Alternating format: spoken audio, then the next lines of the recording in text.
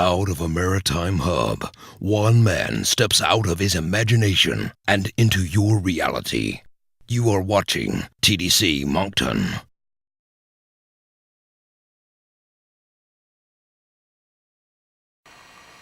Well, no mic? Okay, we'll just do questions, yeah? How do you do it? Do I just, anybody? Oh, we've got, are you going to moderate? Oh, I'm sure I can. You don't need to. I don't know. Why don't we just open it up and Yeah. Anybody? Yes. Okay, this might be common knowledge for people who are well versed in the sci-fi community. Now that I honestly don't know. Who decided to kill your character of Tasha Yar, and why was that decision made? Hang on while I'm taking off my layers here. Thank you. Look at this. This is wonderful. Man and another little man in his middle. Okay, so that's the $1 million question right there. So as the show was going on, it was starting to fall into place what it was going to look like. And Gene Roddenberry had a very definitive idea that with this show, you would have an A storyline and sometimes a B storyline. But it would really focus with the captain, Data, the first officer, and the visiting alien tour, and that sometimes it would vary from that. But really that's the focus. That's a formula that he felt worked in the original and he didn't want to vary. And these are his words. So when you have multiple cast members on a lot of shows, you'll see like on a lot of these dramas or cop shows, you have sometimes 3 and 4 storylines going. And they're not, the main story, but there's an integrated storyline for those characters going. And that's what I was hoping that this was going to be, so that I wouldn't sometimes have episodes following one after the other, where I was simply, there were sometimes I was on the bridge and I didn't say anything. And, we started to make jokes like, why don't we just, because remember the bridge, I was up on top, it was 2 levels. And if you were down below and you were talking to, Data or the captain or Nina, you would just see my legs. And I said, why don't we just make legs? And we just stick them there. And then I can go off and, look for other work or something. And, it won't matter. Just have the camera below me, because I don't say anything, and you'll never know I'm not there. And this was a joke, kind of. But, so, as an actor, I was getting frustrated, creatively. And I had to ask the question, is this going to work for me? Is this enough for me? Am I selling myself short? Am I, is this how I envisioned what I wanted to do, as an actor? And so this began to be the questions I started asking of myself, of my other cast, of my family. What do I do? And at the end of the day, I felt that this would be so frustrating that it would turn bad. So I wanted to go out, feeling good about this experience. And it was an amazing experience. The first season, I'd never done a TV series before, and I loved the people and the whole experience of being on a TV show, and you know, at the end, it was a stepping stone for me. So, when Jean and I finally came together to sit down, you know, he is the one who decided that he wanted to have the character die, because he thought it would be dramatically sort of shocking. And, you know, but he was concerned that if he did that, you know, I would never have the possibility of coming back, which we proved wrong. So, who would have, you know, ever imagined that?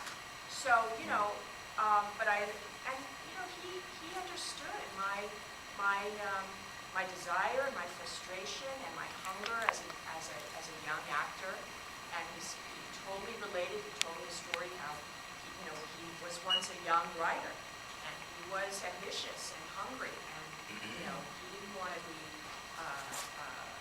his hands tied at that point. So that's how that evolved, and you know, I never would have been able to leave if it were not for Gene, because he had control. You know, people don't break contracts, and people don't allow you to break your contract. So I would not have been able to leave if Gene Roddenberry hadn't allowed me to, and understood. You know, nobody wanted me to go, you know, per se, but God, you know, they understood it. So, you know, I think, you know, you should be allowed to have the kind of life you yourself, not dictated to by anyone else, especially as in a creative field where it's very unique. No one else is like you. You know, what's good for me isn't necessarily good for anyone else, and vice versa. So you need to be able to, you know, carve your own path, and just, that's the one guarantee you have is, you know, human being.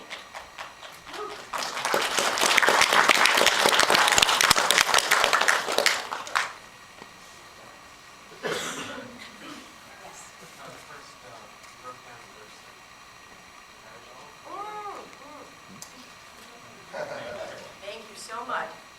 I love this little kid. More goals for everyone. My question, Ms. Crosby, is you played pretty much a hero with Cashier. You played the villain with Sela. Which one do you find more creative? You played the villain or the hero? The two sides of the comedy and drama mask. You know, obviously I played longer, so had more time to let her kind of live within me. And I really loved the complexities of Tashiyar. You know, she was, and this was, you know, my research and my filling in the gaps as an actor, you know, what any actor would do. You know, I just loved that here she was in this heroic position and this, you know, really experienced position on the bridge, and yet inside she didn't feel genuine value. So that created incredible room for drama. You know, had they only given me, you know, something to do with that. You know, so I was always looking for ways to illustrate that, because it's more interesting to me that people are you know, vulnerable or not perfect, that are imperfect. You know, I'm not interested in that everybody on Starfleet Command is, you know, so perfect. It's they're flawed, and so the flaws are what makes us identifiable, you know, as human beings. So, that being said, Sela, though, again, offered a lot of possibilities, and I was hoping that we would do more with that character, that eventually Sela would have to confront something that she was in denial about, which was her human side. You know, she was half human, but you could never tell her that, and she never acknowledged that. And it was with such pain, I think, she had lost her mother, and was in such denial of that, that that can sometimes manifest itself in rage. So she was raging against her human side because she was in such pain. So, but to have to confront that would have been so beautiful, and to see her translate that into something passionate and healing. And I always envisioned that maybe Sela would be a bridge to peace with the Romulans, because she will initiate that through, eventually through love. So that was my idea, and that's what I spoke about to the producers. It was my idea for Sela. Sela changed a little bit, but my original idea was, because of Yesterday's Enterprise, it opened the door for what I thought would be Tasha's child with Lieutenant Castillo. And I came up with the idea that if she went back on the Enterprise C, and it was pretty clear that, established that Tasha and Lieutenant Castillo became, lovers, and that when they were in the battle with the Romulans, that Tasha was pregnant, and that the Romulans captured her and kept her alive so that they could raise a human baby. And so, and this was coming out of, at the time, Dances with Wolves had just played, and I thought, isn't that cool? They raised, that woman was raised by the Indians and therefore was Indian, was Native American, and so, here was this human baby raised by Romulans, but was a Romulan for all intent and purposes. So that I pitched this story to Rick Berman, who's, the show, and he said, that's kind of interesting. Let me think about it when we're out. So I thought, okay, well, he's obviously going to think I'm crazy, not taking me seriously. And so called me a little while later and said, we've come up with this, we're going to use your idea, except she's not with Lieutenant Castillo, because we couldn't figure out how you would have had time. I said, I don't know what goes on in your house, but 5 minutes and it's done. And he went, no, you're going to be captured by a Romulan general, and that's, you're going to be kept a concubine, and therefore that's how Sela is. Okay, great. We'll do it that way. See, I was trying to avoid the little ears. I thought I could get out of Star Trek, without ever having to put ears on. But I